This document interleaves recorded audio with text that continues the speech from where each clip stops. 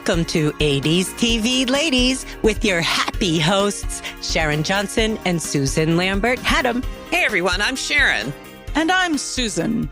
Now, Sharon, we have not spent a lot of time on this podcast covering retro kid shows. That's very true. We have not covered any retro kid shows. None. But we got to start somewhere. And as I've said before, I really wasn't interested in watching kid shows even as a kid. You know, and I was as a kid, I think, but we weren't little kids in the 1980s. So I think our kid shows, at least my kid shows, are actually from the 70s. Like I love The Muppet Show, Electric Company, Zoom. Did you watch any of those? Well, my kid shows actually would have been more from the 60s. But yes, I did watch The Muppet Show. I was aware of Electric Company and Zoom and some of the other kid shows, Reading Rainbow, but never watched any of them because by then I had no reason to. However, in the 60s, my younger sister was about 4 or 5 years old, and my mother wanted someone to sit with her to watch Sesame Street in case she had any questions. So I volunteered. So I watched a lot of Sesame Street, which I thoroughly enjoyed. Sesame Street was fine. It's a great show. Yeah, I love Sesame Street. And I haven't watched it in a long time, but I'm sure it still is. It was really a great show. It was a beautifully crafted show. It was really a smart show for kids. And I would say Mr. Rogers' Neighborhood, a little more kid, but I learned to read and do the alphabet with Sesame Street. And because I learned early to read. And so I was watching it with my sister, who was older, right? So it was, it was a big part of my schooling, as was Schoolhouse Rock. It really wasn't for me because we were overseas when I went to kindergarten and first grade. My dad was stationed in Taiwan at the time. So there wasn't any, I don't think we watched any TV, if there even was any TV available. But I'm aware of because I was aware of all of TV, frankly. I'm certainly aware of Mr. Rogers and somehow must have watched some of it, maybe with my sister. I don't know, just, in case she had questions. Because when they started doing parodies of it on Saturday Night Live, I'm like, yes, of course I know that show. It wasn't a surprise to me. Well, here's the thing about Mr. Rogers' Neighborhood. I liked Mr. Rogers actually a lot. He reminded me a little bit of my grandfather because my grandfather had a really calm sense. At least to me. But I didn't like when he would walk over and talk to the castle puppets. You remember the castle? Yes. Oh, yes. The king and the queen. I didn't like them for some reason. So the same feeling as the Puffin stuff. HR Puffin stuff. HR Puffin stuff and the little flute in the pocket. There was something about that just like creeped me out. I mean, and don't get me wrong. I also watched a lot of Saturday morning cartoons in the late 60s. But then we also then moved to Japan in the early 70s. And so there was a whole swath of TV that I didn't see. Yeah, but you got Ultraman before we did.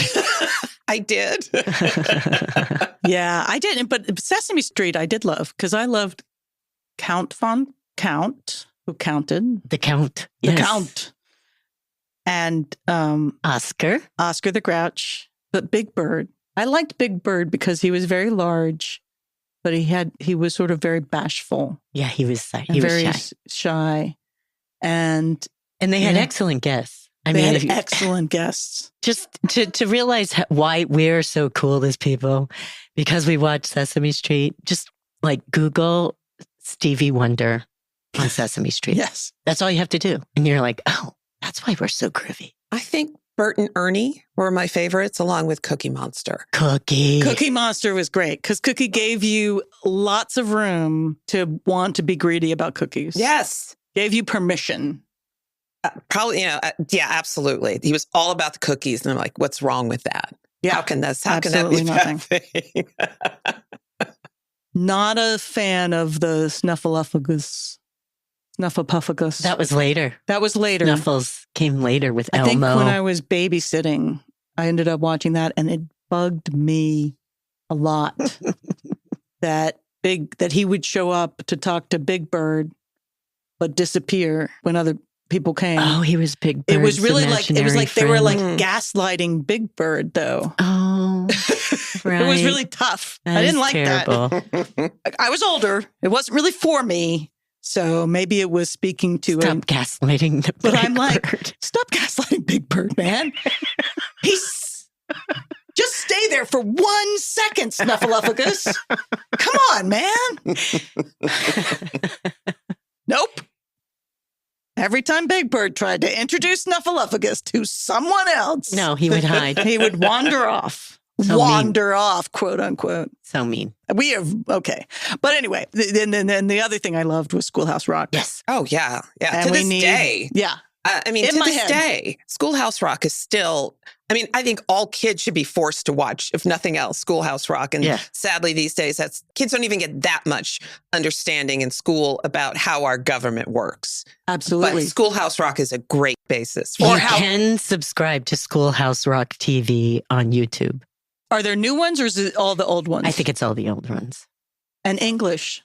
Conjunction, junction. What's your function? Hooking up words and phrases and clauses. Oh, yeah. Come on, man. That's awesome. I think I used that in the SAT. Conjunction. Let me think. Conjunction. Yeah. Okay. For my GMATs. Hooking up words. That's how I got into grad school. Yeah. All right. Now, of the 80s shows, now, Kevin, should we bring you into this? You don't even have a microphone. Was there a show that you watched? Cyber Chase is Kevin saying Cyber Chase and Reading Rainbow. The Big Bumpy Couch? Big comfy couch.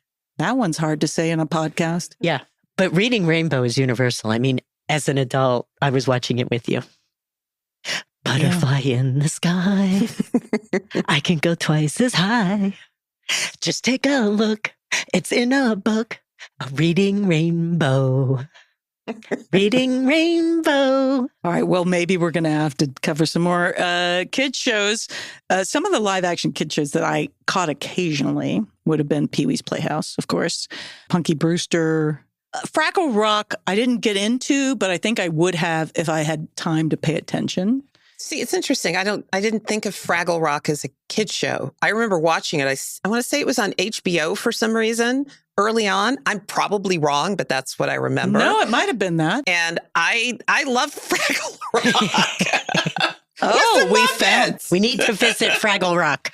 But one of the other ones that I didn't remember and don't love was Kids Incorporated, because many years ago when I was a caption editor and whoever owned that show was getting ready to put it out on video, we had to caption all of those shows. And I had to caption a whole bunch of those shows, and I didn't care for it. It was annoying at best. It was not what I would call great or even good kids TV. But apparently it was very popular. Apparently it was very popular, that, and you can't do that on television. But I didn't really watch them. And unfortunately, I mean, I know I'm once again in the corner room by myself. I was not a Pee-wee's Playhouse fan. Here's the thing. I don't know that I was not a Pee-wee's Playhouse fan at the time. I was a Pee-wee's Big Adventure fan, the movie, the first one. And then later went back to Pee-wee's Playhouse. It was one of the things we looked at when we were starting Tie the Pie Guy. And I came to appreciate it a little bit more for what it was doing. Because I wouldn't have liked that kind of show if it wasn't subversive, but it was subversive, but I wasn't really picking up on the subversive until later. But the guest stars on that show are crazy. Who is Cowboy Curtis? It's Lawrence Fishburne. Yes, but I mean, it's got everybody. The cast is amazing, and the guest stars are amazing. We watched Saturday morning cartoons. That was just because it was the thing to do. It wasn't like a lot of those spoke to me. Yeah, exactly. It was on TV. It was in the morning on Saturdays, and you sat down and you watched Saturday morning cartoons. But once I got beyond school, grade school, whatever, Saturday morning cartoons, I really didn't watch TV animation anymore. If I watched animation, I would go to the theater and see whatever latest Disney movie was out. And then there's all the 80s animated shows, an explosion of ones based on toys or sold toys. The G.I. Joe, Smurfs, DuckTales, Inspector Gadget, He-Man, and the Masters of the Universe. Oh, Kevin's nodding. That was huge for my nephew, He-Man and the Masters of the Universe. That held a place in people's hearts. Yeah. And Jen and the Holograms. I remember watching a little bit of that. A lot of kids' TV. A lot of kids' TV. So when we first started talking about our guests today, Sharon, you had no idea of them or this show. Had never heard of them. They were it was completely news to me. I had no idea it even existed. Never heard of the Elephant Show? Nope. Or the song? Well, not the Elephant song, no. Skinnamarinck I was familiar with because it is an old song, but I certainly wasn't aware of it in the context of the Elephant Show I think these the reason singers. you know the song. Now, did you go to summer camp? No. No, because you were in Japan. You were in summer camp at military bases. It was like summer camp all the time. Something like that, yeah. No, I must have known it I watched a lot of old movies on TV. I'm thinking I must have heard the song somewhere, out there. Yeah, but I was not aware of it, that it had become a staple and become the song that our guest today is most known for. Well, it's the song that's been in my head for the last month since we've been talking about this show. Skinnamarinck-a-dinky-dink, Skinnamarinck-a-doo, I love you. That's the song. That's it. And now I've put it in your head, dear listeners. You're welcome. All right. I did remember this show and certainly some of the songs, particularly Skinnamarinck. And I'm going to ask them to sing it. Do you think they'll sing it? I sure hope so. I mean, they're Canadian. Yeah. So they have to do the nice thing. One can only hope. But do you think they're sick of the song by now? I can't imagine that they are. I mean, they must still be doing it, I would think, in their shows. Because it's so closely associated with them. And it's such a great song. And the kids, I'm sure, just love it. It is a sweet song. So our guest today is Sharon Hampson. She is a Canadian musician who, along with Lois Lilienstein and Bram Morrison, created the joyful pop folk trio Sharon, Lois, and Bram, which toured Canada, North America, and had 2 television shows and several specials in the 1980s and into the 90s. Sharon still makes appearances today with her daughter, Randi, who will also be joining us for this show. Sharon, Lois, and Bram's first album was One Elephant, Deux Elephants. Am I saying that right, Melissa? Deux éléphants. Deux éléphants. Oh, I got to say it like a French person. No. One elephant, deux elephants. Exactly. That's it. Just think, ooh la la, while you're saying it. It'll come out. One elephant, deux elephants. It was released in 1978 and became the fastest-selling Canadian children's album ever for the time. Ultimately, has become triple platinum. It was part of the wave that changed children's music, becoming a little smarter, a little poppier, but also not talking down to kids. Their recordings and live performances were so successful, it launched 2 critically acclaimed popular television shows in the 80s and 90s. The Elephant Show, which ran from 1984 to 1989 on Nickelodeon in the U.S. and CBC in Canada, and then Skinnmarink TV, which ran from 1997 to 1999 on the Learning Channel in the U.S. and CBC in Canada. They have produced over 20 full-length albums, received countless awards, appeared at the Kennedy Center, the White House, Carnegie Hall, and were inducted into the Order of Canada, their country's highest honor. Singer-pianist Lois Lilienstein died of cancer in 2015. Sharon and Brad continued to tour, often joined by Sharon's daughter, Randi Hampson. Brad retired, but still makes appearances. They have almost 200,000 followers on TikTok with 30 million views, and they have just released a new album, which includes previously unreleased tracks. For over 40 years, Sharon Hampson has been creating music for kids and parents. She is joining us today with her daughter, Randi. We're so excited to welcome a true 80s TV lady and her daughter to our podcast.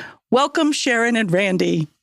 Thank you. Happy to be with you. Thank you so much for joining us today. We're really looking forward to this. She's an 80s TV lady in her 80s. That's right. That's the best kind.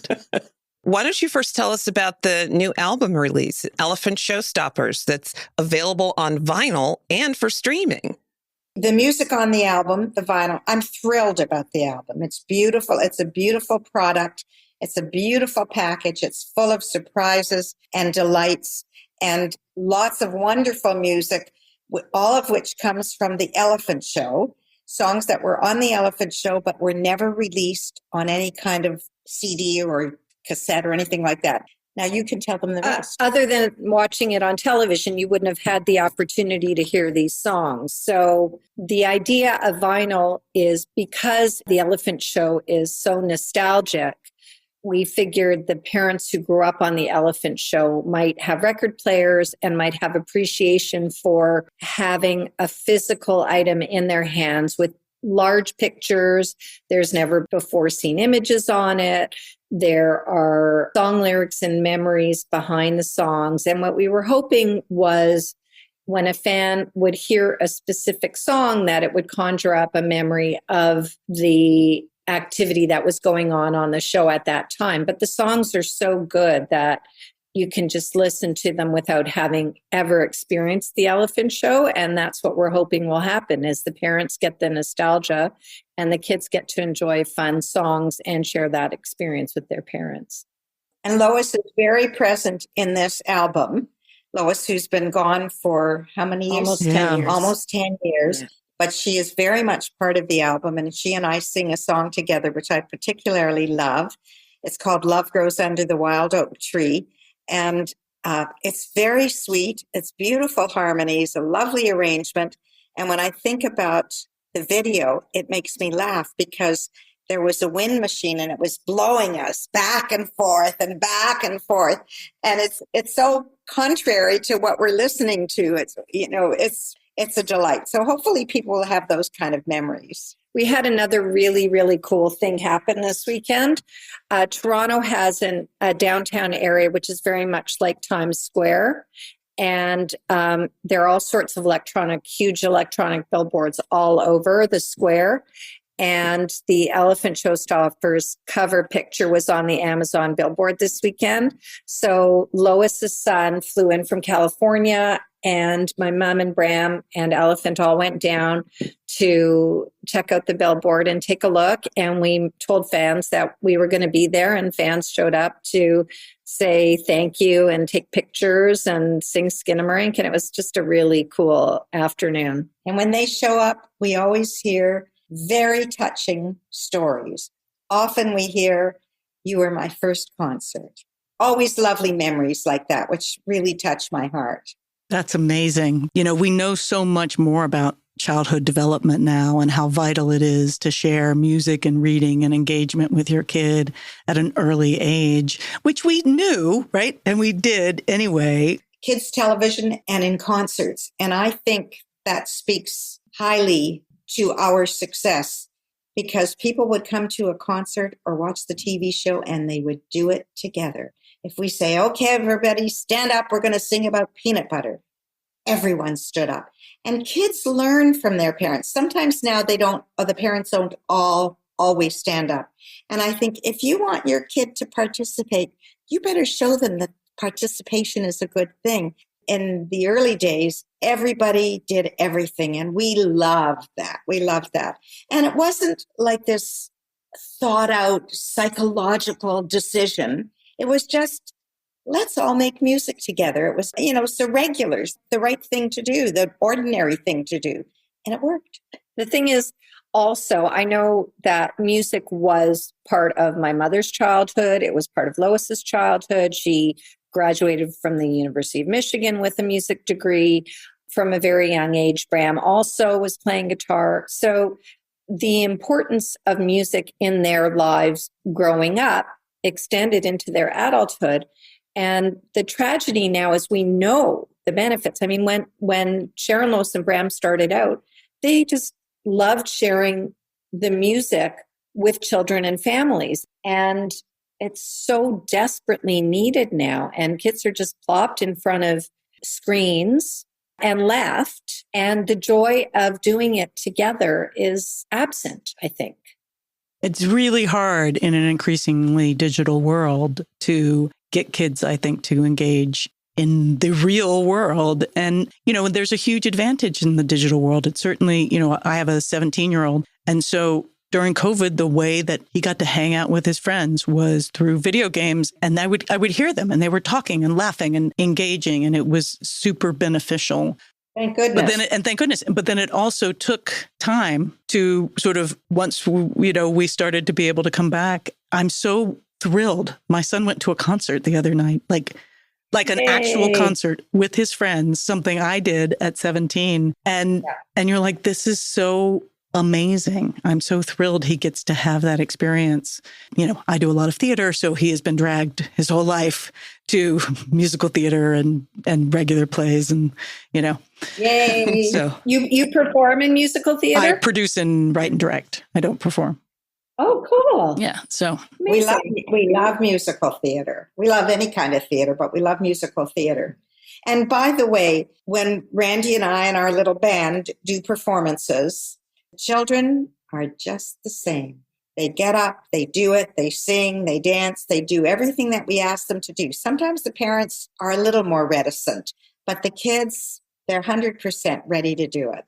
I think that's incredibly powerful and so incredibly important. Music is just, I'm a huge music fan. I mean, I've produced albums and I'm not even a musician. I just love music.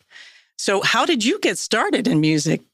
As Randy said, I grew up in an environment where there was music all the time. It was folk music. I grew up on Pete Seeger. I don't know if you know who Pete Seeger is, but, he was the definitive song leader and everybody sing-along leader. And I grew up with his music in an environment where everybody sang. So singing together was sort of a natural thing in my life. And when I was in high school, I had a friend who taught me how to play guitar, and I played cello in high school, and I took piano lessons. So music was a way of life. But I was introduced at a folk music club, at a coffee house. Sharon's going to come up and sing now at a hootenanny. And I was very shy and very nervous, but they called on me. So up I went and I sang, and I guess I really liked it. So I quit school a few months later, much to my parents' horror. I was in the final year of high school, which in our case at that time was grade 13. And I turned to my friend in a math class and said, should I quit school? And she said, you might as well. You haven't been doing your homework. Oh my God, don't tell my kid that. Years later, she said to me, why did I say that to you? You never did your homework. You didn't need to do your homework. Anyway, I quit school, and it was a heartbreak for my parents.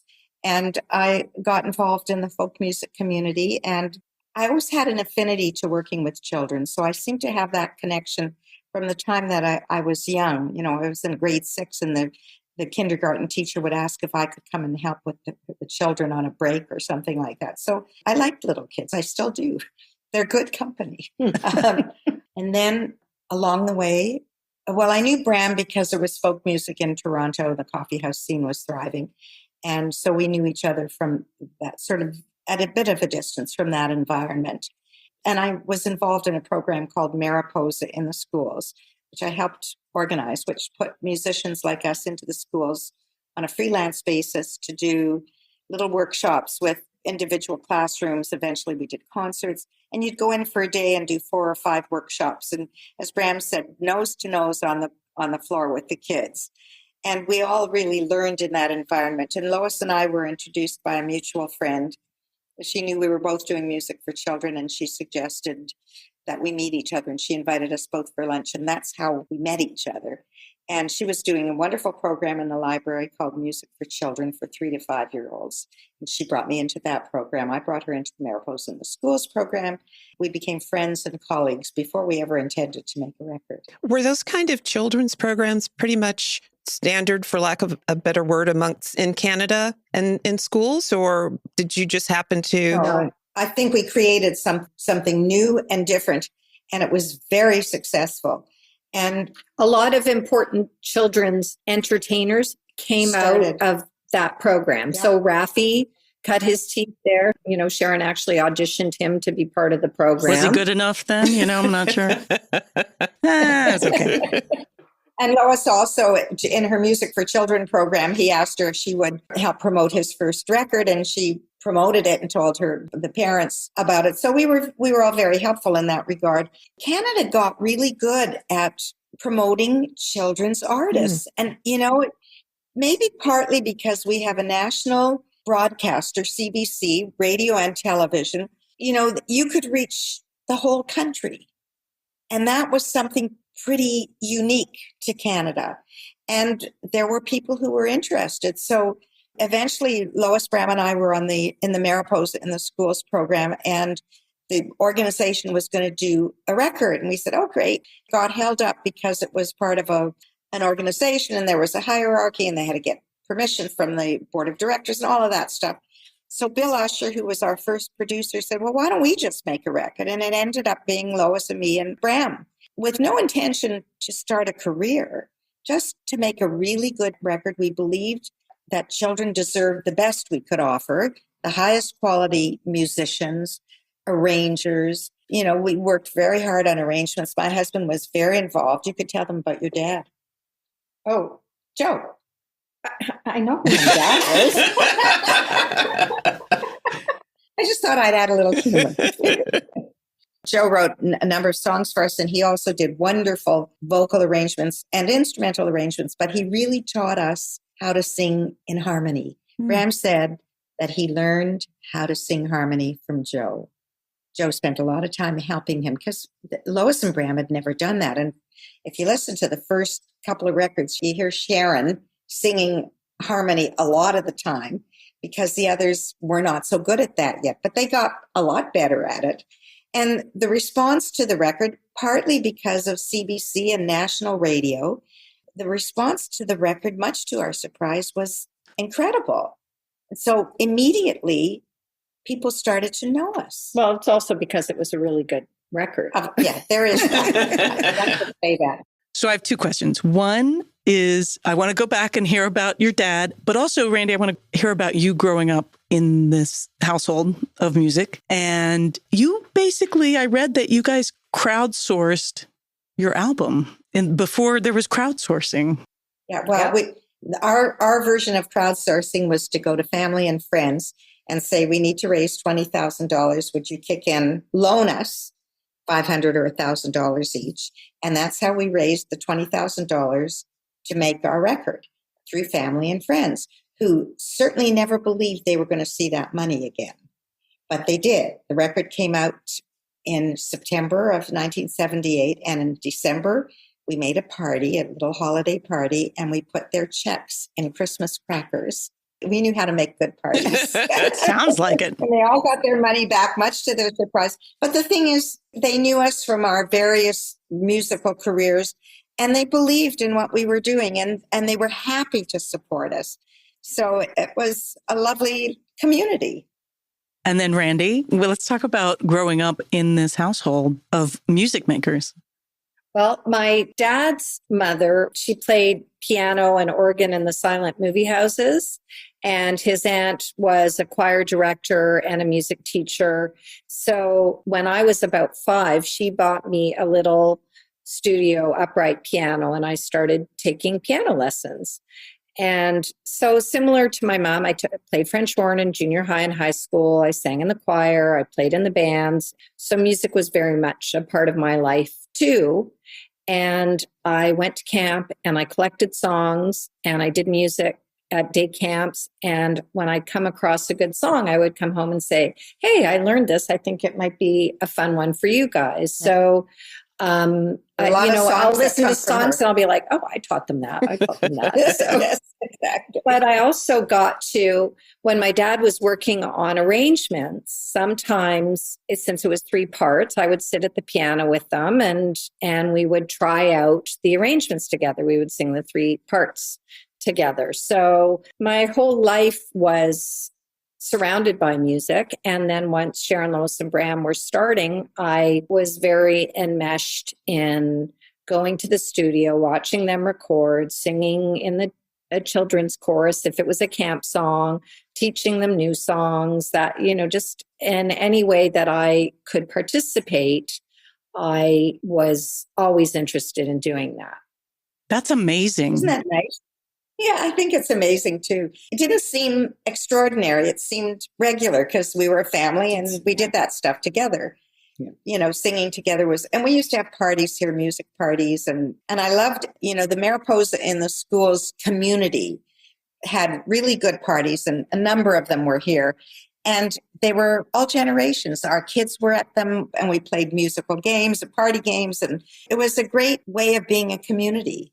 Lois's son, David, is a very good friend of mine. And Lois used to say that David was just along for the ride, like whatever they were doing, he was doing too. And that was just really a philosophy that was shared. So we would ring in the New Year's together, and we'd play charades and go tobogganing, and it was multi-generational. And that was just really a Sharon, Lois, and Bram motto. And it's extended now because my son Ethan is our bass player, and his roommate Zach is our drummer, and my partner is our guitar player. So just being along for the ride is just extended to the next generation now. And my sons have a sister who is 7. We just went and did a little concert at her school, and she wrote our introduction for us. She came up and she introduced us. So it's even extending to a 4th generation now, which is pretty cool. And recently Randy and I did it was called Stage Door Stories. It was an evening for adults where we tell stories, and we sang some songs, and there were questions from the audience. And Ethan, her older son, Ethan, my first grandson, was part of that because he was playing guitar for us on that occasion. And I love that he was able to participate with his version of stories, things that he's heard over the years. It's wonderful, actually. And Randy's partner, who normally plays guitar for us, in his previous history had no exposure to us or what we did or anything like that. And the first time he was at one of these little concerts, it was at Eva's school, and the kids were so good. They were so wonderful. And afterward, Jim said, I need to bring Kleenex to all of these concerts. He was so touched by the response of the children. That was an interesting classroom. That the music teacher in that school, she was teaching the kids in the school how to be an audience. Audience behavior. How you listen, you don't talk to each other, you participate, you applaud. I mean, I thought every school should have that instruction. Absolutely. I hadn't really thought of that, but that is absolutely something that everybody has to learn at some point when you go to any sort of live performance. There are rules, if you will, for the audience in terms of behavior. But I had a question as you were talking about the talks and quasi-performances that you gave for the adults. Did you get them to sing along with you as well? Oh, yes. Yeah. Oh, that's fantastic. We've done teacher workshops and keynote speeches. And in some respects, when people are genuinely there because they've chosen to be there, like they're not going because their kids want to see, or what, there's just something in their energy which is so fun and enthusiastic. We were doing a keynote for a group of early educators, and they were in a banquet hall. So there were huge round tables, and people were far away, and there was empty spaces at the front. Sharon said, would some of you please come and sit closer? And this woman at the back said, Sharon, I'm coming. And she's like running up to the front. And she was just like, she couldn't get there fast enough. So we meet a lot of adult fans, people who grew up on us and our music and the TV show. They're so devoted. Often, I'll meet someone and she will get a little teary and they're embarrassed. And I say, don't be embarrassed. You're having tears because you're having happy childhood memories. That's a good thing. Absolutely. It's okay to be teary over that. So we meet a lot of people like that. And also Randy and our team post a lot of stuff on TikTok. I know nothing about any of this except Randy and the team tell me and Bram to turn up, and this is what they want us to do. And we love it. We have so much fun doing it. But people write, and they use an expression that until this I had never heard before. Memory unlocked. they hear a song and it reminds them of their childhood, and they respond with their version of the song. It's lovely, and they're remembering, and I love that people are remembering us with some level of pleasure. Oh gosh, that's amazing. That is fantastic. So how did the show actually happen? So we have to take a break, but we'll be right back to talk more with Sharon and Randy and to hear what it is like to tour with your kid and your parent and their favorite songs and memories from the show. Skinnamarink-a-dinky-dink, Skinnamarink-a-doo. And we're back. So you put out an album, and it was hugely successful in 1978.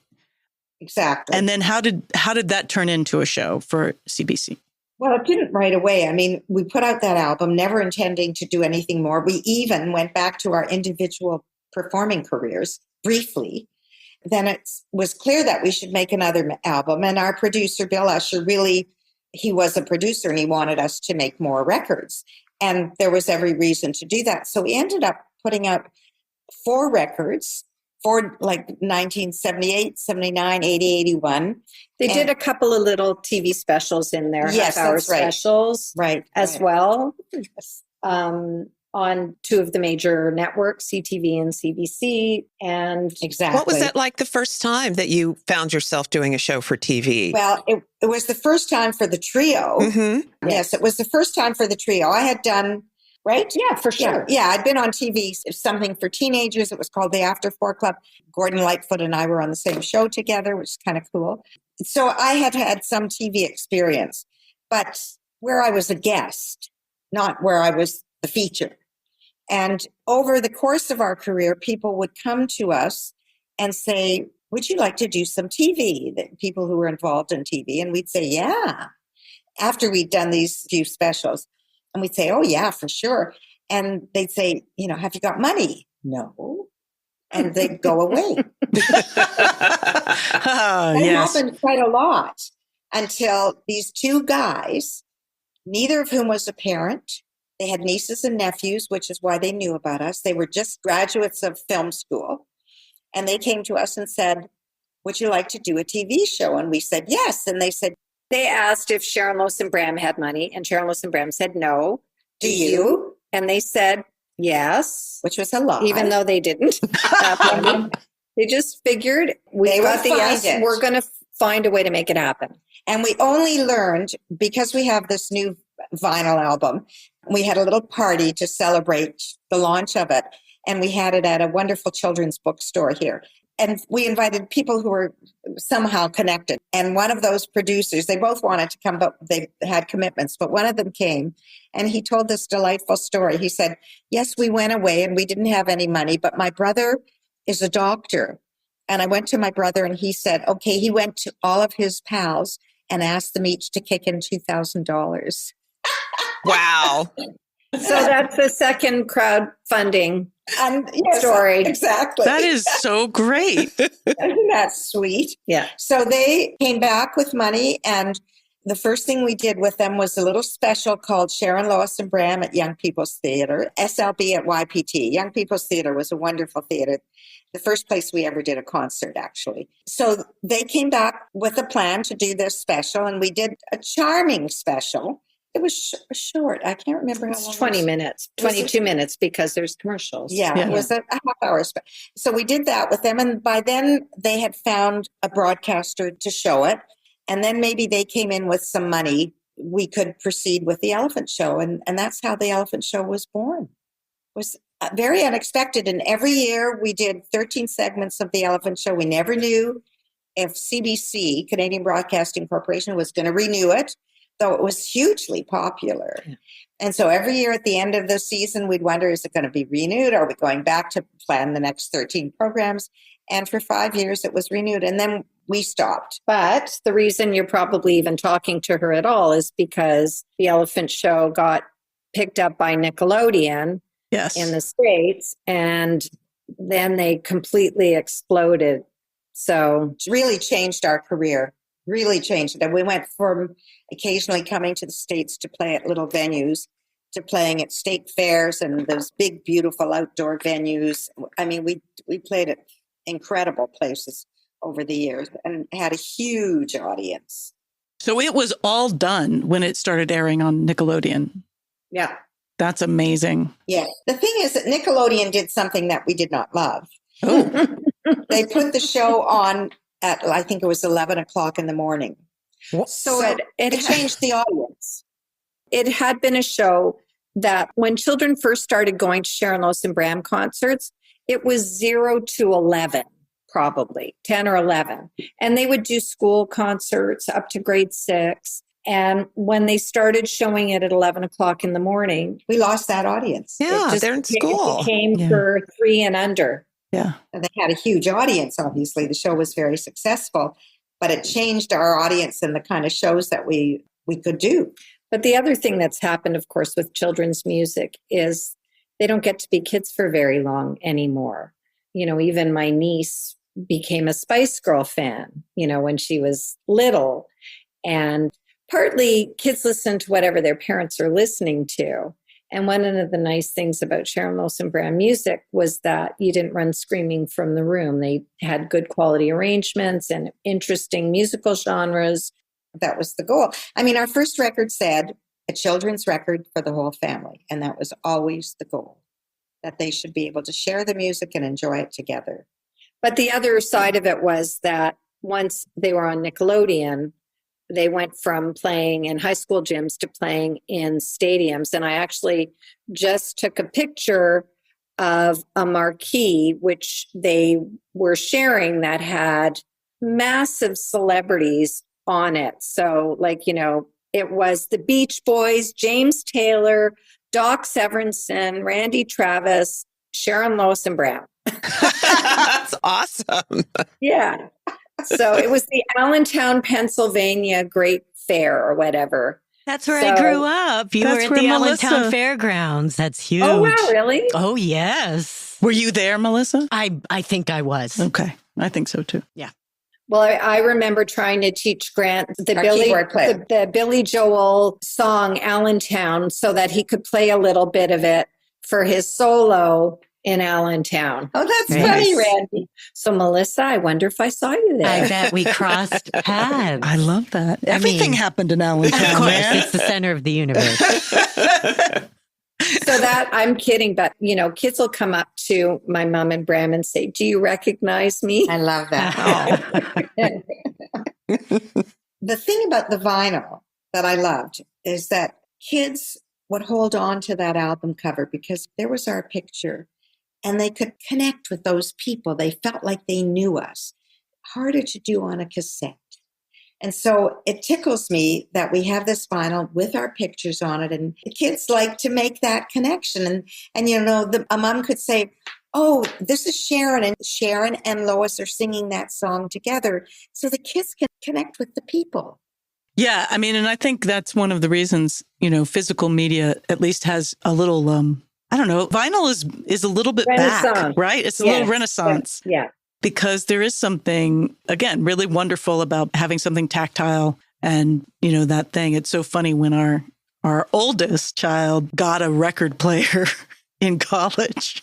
Our oldest child, who's 28, but that was cool. Oh, that's nice. They're like, "Oh, do you have any albums?" I'm like, our albums are long gone or warped. Like the albums I kept. I kept mine. I kept a lot of my albums, but they got warped because I was moving. So I was in LA and I was moving and I was like, I just never really had good storage. Most of mine are gone. Albums are gone. The CDs are gone, but I still have the vinyl sitting in a box thinking that someday I'm going to get myself a player and I'll be able to play. Well, you got to be careful because I kept some stuff and then I pulled one out because I'm like, I got to get, of course, Owen got one that you could then digitize stuff from the album. That's great. Yes. Which was great. And I was like, I need you to do this album. And it was an album from a theater show called Jacques Brel is Alive and Well and Living in Paris. Yeah.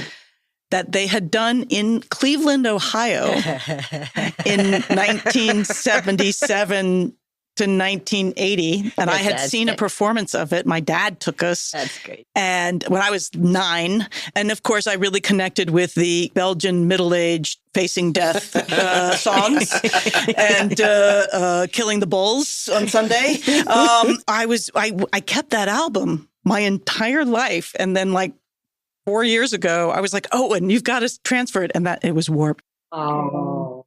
But I did find a CD, which was unusual. It had been transferred later. And does it stand the test of time? It totally does. Are you kidding me? My sister also had the same response. She was 2 years older. She just did a performance of Jacques Brel as Alive and Well living in Paris, in North Carolina. She does theater too. You should probably be telling us about your parents, because it's interesting that you're both so immersed in that. Yeah, my mom was a microbiologist at CDC for 42 years, is very disappointed in her artistic daughters. Did she do musical theater in part-time as a hobby? No, but she did take us to a lot of concerts, and she did take us to theater and expose us to a lot of art. So art was very important to her, and she loves music, but she is a scientist through and through, and she was so sad. Our father was he started as a newsman, but then went into theater. And he took us to a lot of theater too. That was wildly inappropriate for us. And that was when your parents divorced? Mm-hmm. Oh, that's hilarious, Fred. Well, I was going to say my parents were very disappointed when I decided not to follow in their musical footsteps and became a family lawyer. But, very handy, I bet. Very handy. Because we're both artists. And now we're like, we need some lawyer, doctor, something useful, a plumber, or someone a handy person. That's what I need. I'm like, want our children to be. Because we're useless. It's not a bad suggestion. Oh my gosh. This is so fun. Okay. So let's go back to the music for a second. Because I'm very curious about 3 songs in particular. A lot of your songs are very memorable to me. I do remember the songs. And I was a little bit older for the show. By the time it was on Nickelodeon, I was not a child. I was probably still a kid, but not a child. It would have helped if you had a younger sibling to watch with. Yeah, then you would have gotten away with it. But there is a sweet spot in terms of the age, for sure. I did go to summer camp, and I was a camp counselor. So a lot of these songs were very familiar to me, and some of which I know from you guys because they were just sort of in the ether, I think, your version of them. So we have to, of course, talk about Skinnmarink and what that means to you, both when you guys did it and found it, and now in it's become what it has become for you. I love Skinnmarink. We've only sung it a gazillion times.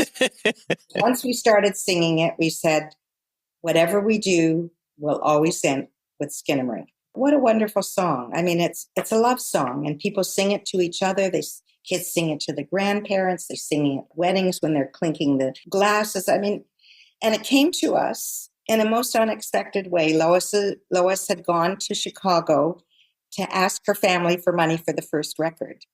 And while she was there, she was visiting with her cousin Lisa. And she said, Lisa, do you know any good songs? And Lisa sang Skinnmarink for her. And Lois came back and said, this is a really nice song. I think we should include it. And we said, oh, yeah, we love it. So we put it on the first record. It's not the last song. And Bram doesn't sing on it. Lois sings and I sing harmony with her. And there's even an instrumental break in the middle where there's a woman who does tap dancing. And we put a piece of wood on the floor in the studio and she tap danced. And her name was Shirley Temple. Not the Shirley Temple. Sharon gets that. Not the Shirley Temple. Not the Shirley Temple. I was like, she would have been 70? Okay. She was Mr. Temple's wife.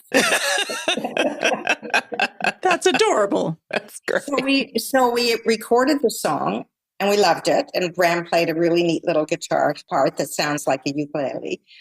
And then when we were doing our very first concert, we said, it's such a great song. Let's end the show with it. And that changed everything. I love the way people love that song. And we now have a book, the Skinnmarink book.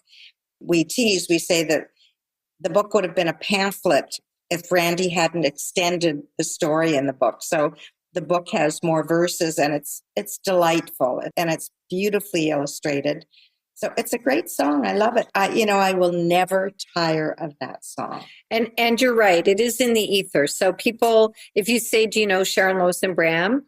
They won't necessarily say yes. But if you say, do you know Skinnmarink? Oh, yeah, of course I know that. So they don't know that they don't know that that's why, but that is why, for sure. Yeah. All right. In searching the internet, scouring the internet, I came across a lot of spellings of Skinnmarink. How did you guys decide how you were going to spell it? Was that the spelling? I don't know the answer. We just did it. I think what happened was they decided how they were going to spell it on the first album. And that's been it. So it's like 46 years of spelling it that way now. It was really funny, though, working with the editor of the book and phonetically spelling out, I love you to boop, boop, be doop. Like, how do you do that? M-W-A-H? And is it boop, boop, be doo or boop, boop, be doop? And is there two O's in boop, boop? I'm very curious which part means I love you. Is it Skinnmarink or Dinky Dink? Whichever works for you. Now, when you recorded that, did you have any idea you were recording basically what has become the definitive version of the song? Not a clue. Here, this is a really nice song. Let's include it. We had no idea. And then because it was this delightful song, it made sense to use it at the end of the first concert. When we did that, we thought, that's a really good thing to do. Let's keep doing that. It just kind of grew and grew. We had no idea. But what a lovely, unexpected surprise. Normally, musicians tour songs and then go into the studio. And they did it in reverse. They picked a whole bunch of songs that they thought would be interesting to record. And then they wanted to make sure that each of them got their moment to shine and that, they balanced out their turns and their features and everything like that. But truly what they did was they created an album and then they picked a way to do it in front of an audience. The fifth album was called 1, 2, 3, 4 Live. And really, they had figured out the magic of how to include the audience and, how to get them engaged and how to teach them a song in a way that wasn't boring and took too long. And once that happened, once they had their hits, the audience always knows what to do. When we do a concert, we try and balance the old favorites with things that are lesser known or stuff we'd like to share. But the bulk of the songs that we choose to sing with them are the ones that they want to hear. And from the second we get on stage till the last, I love you too, boop, boopy doo, they sing everything, 100%. When did the elephant come in and does the elephant have a name?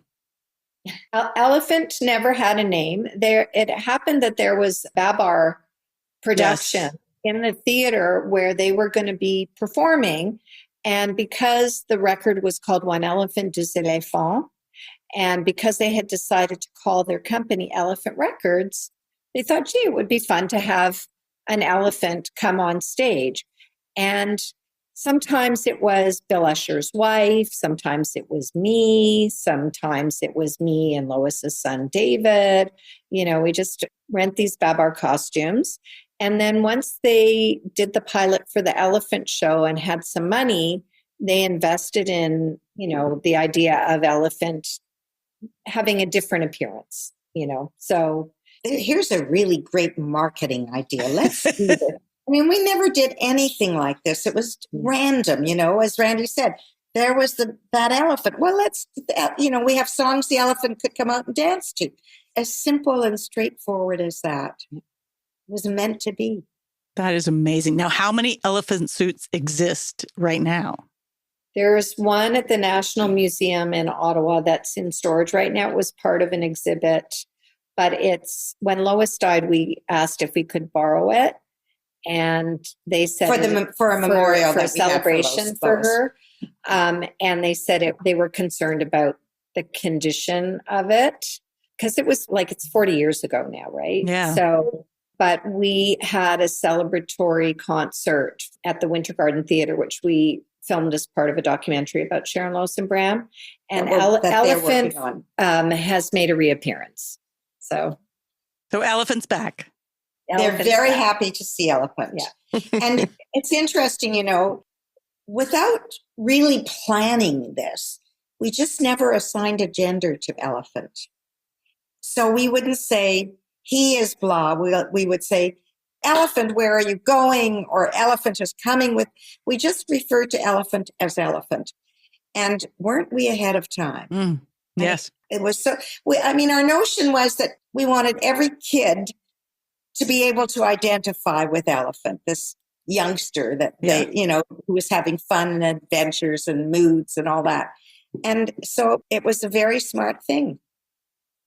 Well, and the one elephant, deux éléphants, which I did badly. Deux éléphants. Deux éléphants is such a beautiful bilingual children's song. Like, it's really lovely and yet silly. And how did that song come to be one of your signature? It's really interesting. Lois, I learned the song from Lois. And then I was in a French immersion classroom of little kids. And it's a wonderful game where kids, hook on trunk to tail. And it's you start with one and then it's two, then it's a charming game. We did that. And then after we were all done and the kids were gone, the teacher said to me, that would be a beautiful French song.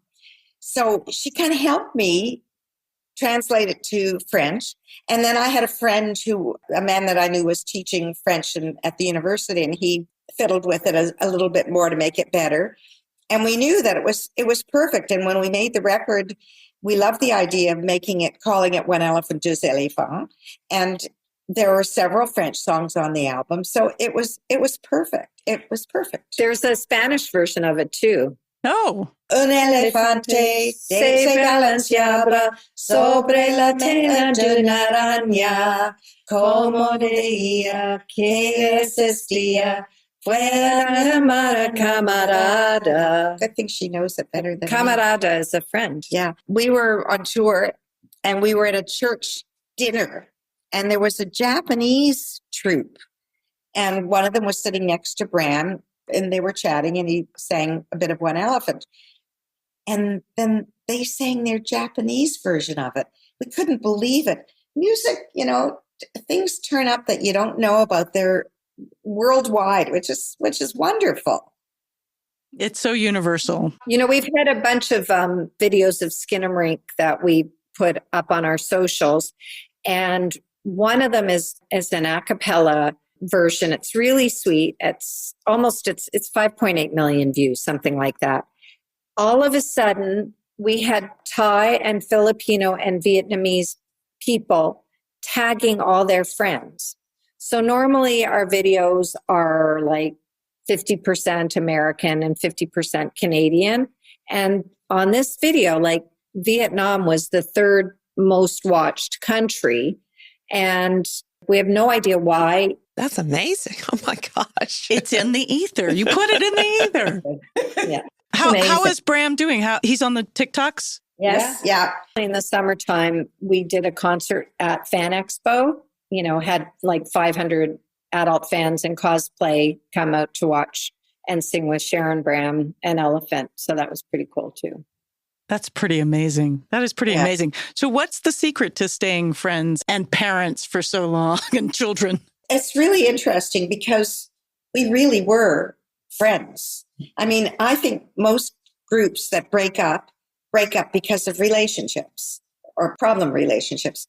When we came to know each other, we all had long-term partners. When you're in a long-term relationship, you figure out how to work things out.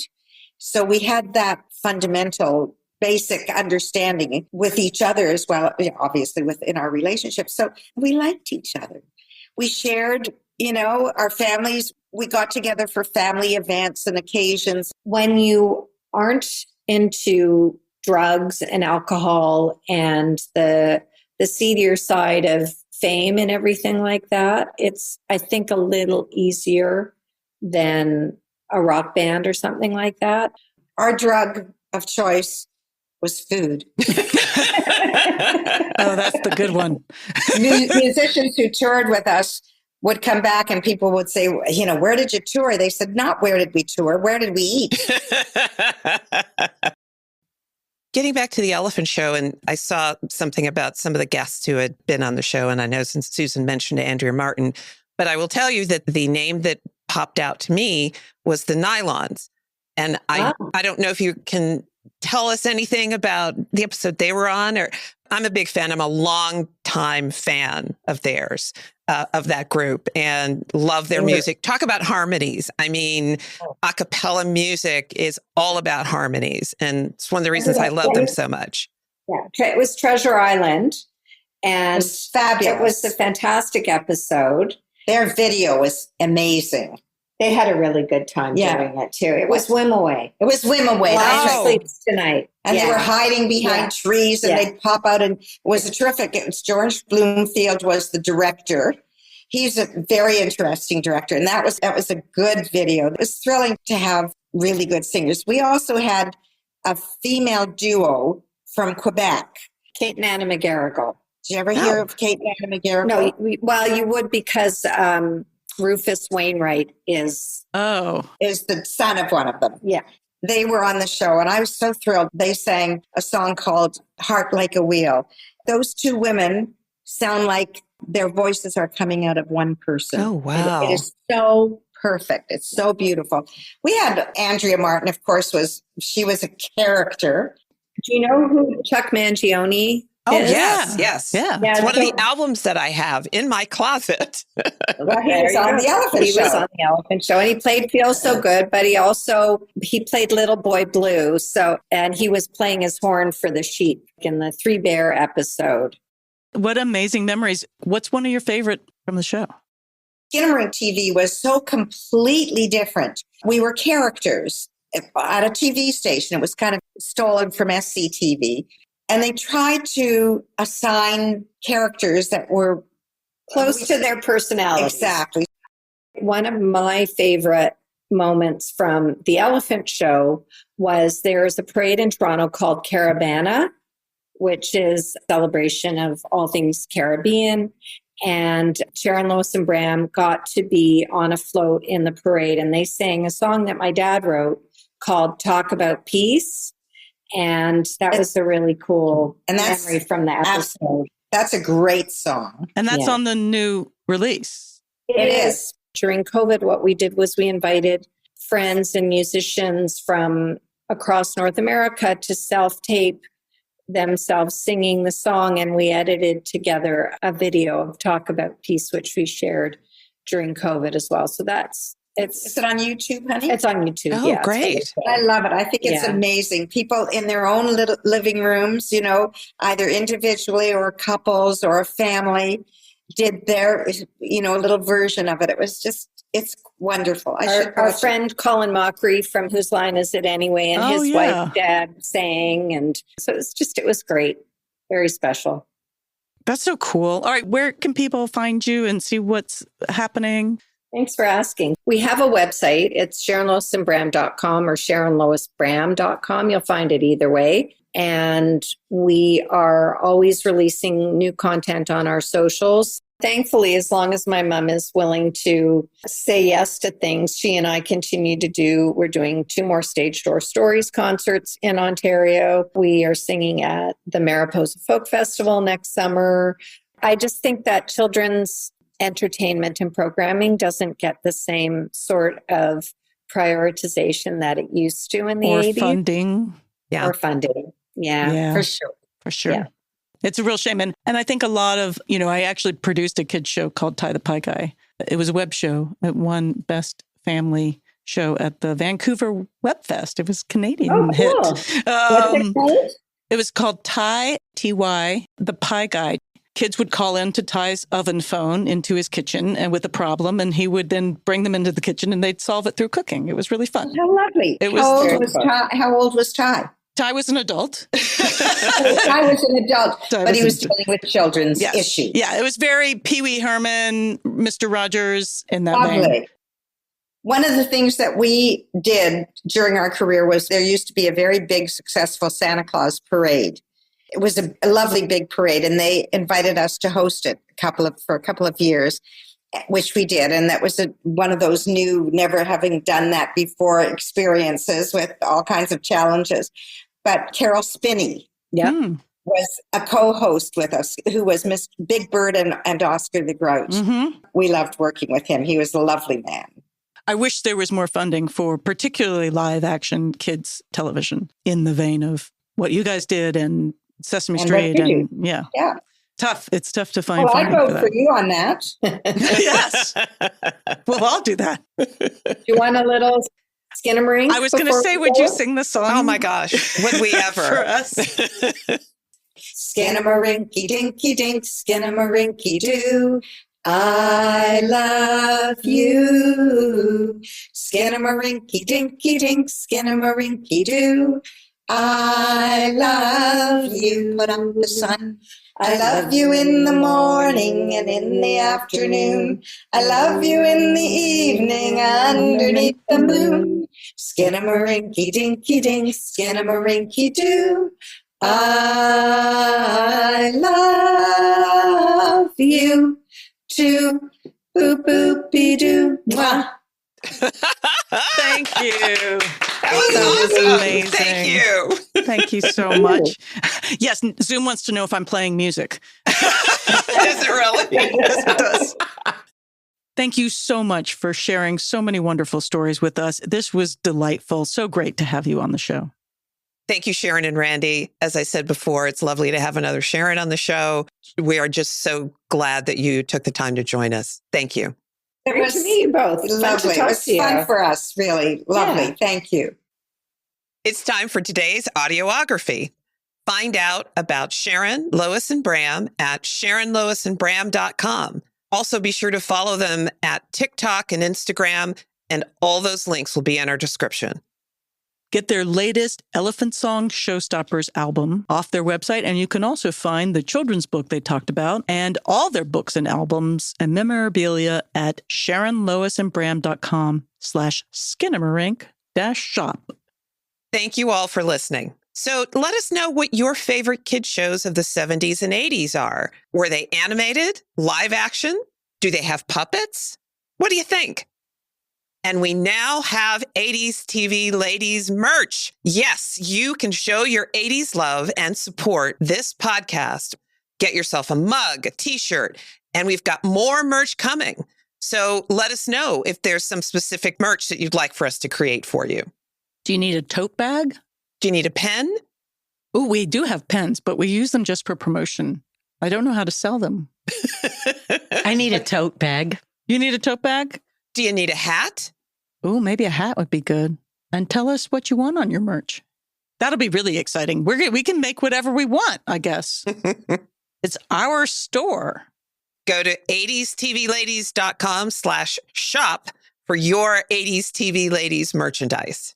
We so appreciate your feedback. If you like our show, please leave a rating or a review on Apple Podcasts or Spotify. You can mention what shows or ladies you'd like us to cover. You can find us on any podcast platform at 80s TV Ladies.